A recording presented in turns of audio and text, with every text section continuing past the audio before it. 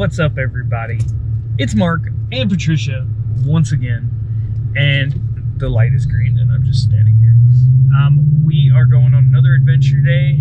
We're gonna go scuba diving off of the West Palm Beach coast and hopefully do a little bit of spearfishing, hopefully bring back dinner for tonight. The dive shop that booked this for us told us the wrong time, so we're late. We're about to arrive. We're going out with Narcosis Dive Center.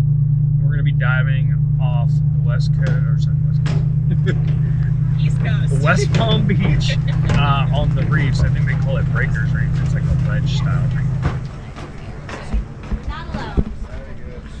reef. So if you've never been diving on one of these party boats, I'll give you a quick rundown of what to expect. So you're going to get on this big boat and all these other people are going diving and everybody is getting ready at the same time. So you'll kind of mind your own business, get your gear ready, and once you get to the spot, everybody jumps in at the same time. So you're descending with strangers, like this person, who kind of hung out with us for a bit. She's on the right there. But the one on the left, that's Patricia. So the first thing you want to do on these dives is try to get away from the crowd. So we kind of swam off to the side a little bit, and there was actually some yellow jacks there. I should have shot one, but I was too focused on getting away from everybody. But eventually we managed to find a little bit of privacy, and I started looking for things to put in the cooler for dinner. Here's a gray triggerfish, but not big enough to shoot. Otherwise I would, because they are delicious. There's a hogfish up ahead there, but not big enough again. And here's another hogfish, again, not big enough. So I'm starting to wonder if I'm ever going to see something. This was kind of cool. This is a barrel sponge that is spawning, so that's all sperm coming out of it, or eggs. And there's these toro were sitting like downstream of these great barrel sponges. And at first I didn't want to shoot one, but they were pretty chunky, and I thought, you know what, I might as well take one. So that's one fish in the bag. Here I chased after a grunt, couldn't land a shot on it, but it was a decent sized grunt, so I figured I'd give it a try. Here I spotted some porgies up ahead, and unfortunately the camera wasn't really pointing at them, but I just shot one right there. Pretty big one, so I got two fish in the bag now. Here's some mutton snappers. This would be great if I could get one of these, but they were all too small. There was one bigger one, you can see it on the back there, but I wasn't really sure on the size, and I think it was still too small, so I didn't shoot it. Generally speaking, when they're big enough, they don't make it that easy on you. So here I saw a nice sized schoolmaster snapper, which you can see up ahead there with the yellow tail and fins, but it wouldn't give me a good shot.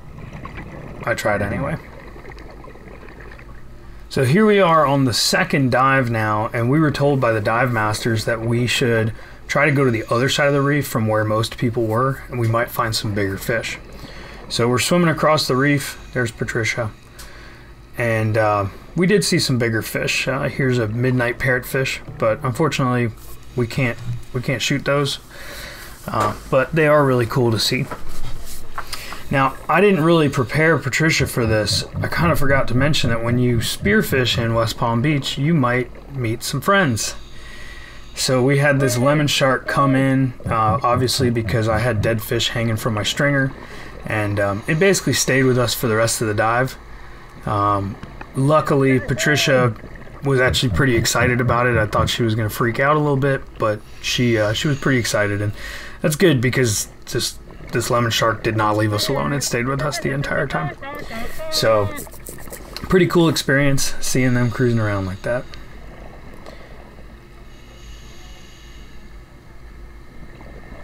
So right after this lemon shark passed here, I actually saw a mutton snapper that was legal, and I went down and shot it, and I completely forgot about the camera. So, but the shark started getting so excited that finally Patricia got a little worried. She pulled out her spear, which I thought was pretty funny. Under this ledge, I don't know if you guys can see it, but there's actually a real nice sized grouper right there in the middle of the screen. But grouper was out of season, so he gets to live another day. What I did spot though is a lionfish, and this is Patricia's favorite. So here she is taking a shot. Okay. And unfortunately it gets away right there. She reloads as quick as possible, gets in another shot, and also misses. We did end up getting it in the end, and here we are back on the boat, heading into shore to cook up some delicious fish.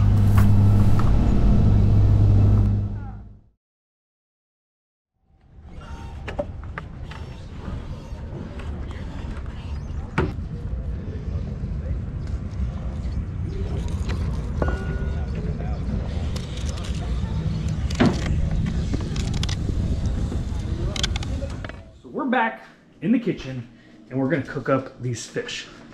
Here they are. We have 4 different species. Here's the fun part.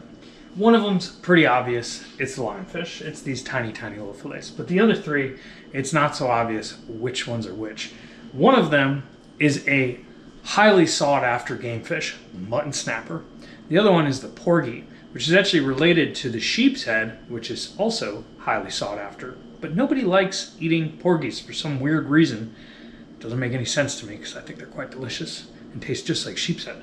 And then we have the toro, which a lot of people say is not so tasty. So what we're gonna do, we're gonna cook them all up exactly the same way. And we're gonna see if Patricia can tell the difference. No! Dun dun dun! Are you serious? Oh, that's a good one. That's what we're gonna do. I like that. All right, so the recipe that I'm using is one that my dad used to do when we were kids all the time. It's really simple. We're just gonna coat them in some olive oil, season them with some pretty basic stuff, and then I'm gonna sprinkle this Italian breadcrumbs on it. It's gonna go in the oven for like 15 minutes on like 450, and the fish comes out beautifully. And then you just squeeze some lemons over it. So I got the fish set up. Okay, so we got up here, this one's snapper, snapper, snapper, snapper. Lionfish, lionfish. Toro, these 4 pieces. And then these 4 pieces are the porgy. Let's see if she can tell the difference.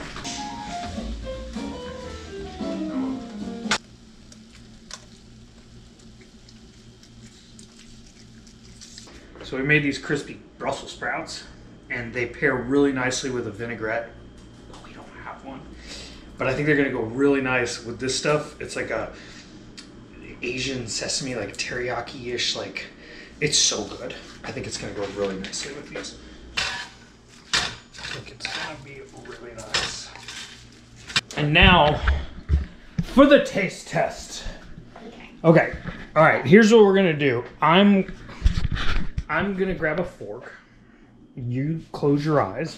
Okay. And I'm gonna just grab little pieces, and then I'll show on the screen which piece is which. Okay. Your eyes are closed? Yes. Okay. I'm gonna give you a bite of each, and then you can ask me like if you want to try another one so you remember. Okay. Hold on, let me take a bite to make sure it's not too hot. Yeah, don't scald my tongue. Never mind. So good. All right, here we go. Bite number 1. Oh. Okay. Wait, let me. Okay. Okay. Okay. All right. And then we're gonna go bite number 2. Oh. Dropped it. Okay, here we go. Here we go. Ready? Mm-hmm. Open your mouth. There you go. Which one do you like better so far? This one. Okay. All right. The first one's kind of like on like the more flaky, like drier side. Mm-hmm. Okay. And then we've got this one. All right. Ready? Uh-huh. Open the mouth. Ah. There we go.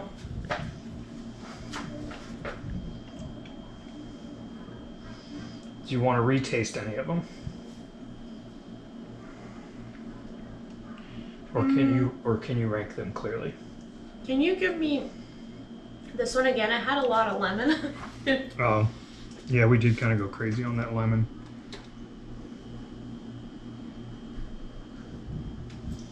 Here you go.